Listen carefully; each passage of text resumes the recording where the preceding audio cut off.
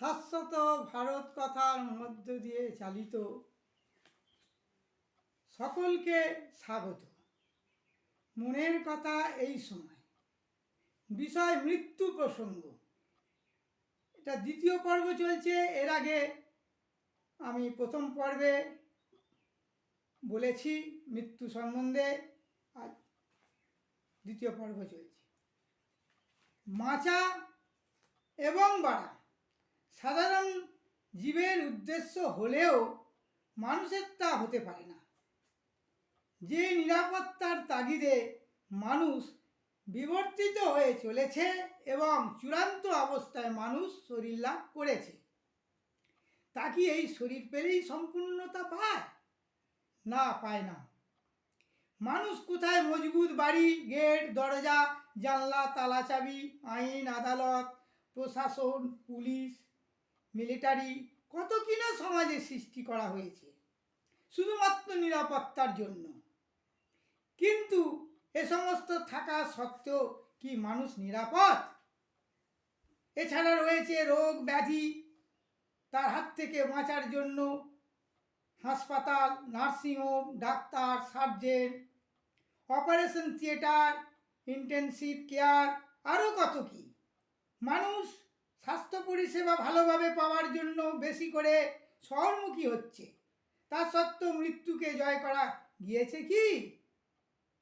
মানুষের গড় আয়ু পূর্বের থেকে বেড়েছে ঠিকই, কিন্তু মৃত্যুকে জয় করা যায়নি। মৃত্যুকে জয় করতে পারেনি মানুষ। আর দেখো, সমাজে যত প্রকার ভয়ের কারণ রয়েছে সেগুলি কোনোটিকেই আমরা নির্মূল করা যায়নি, আর যাবেও না কোনো দিন।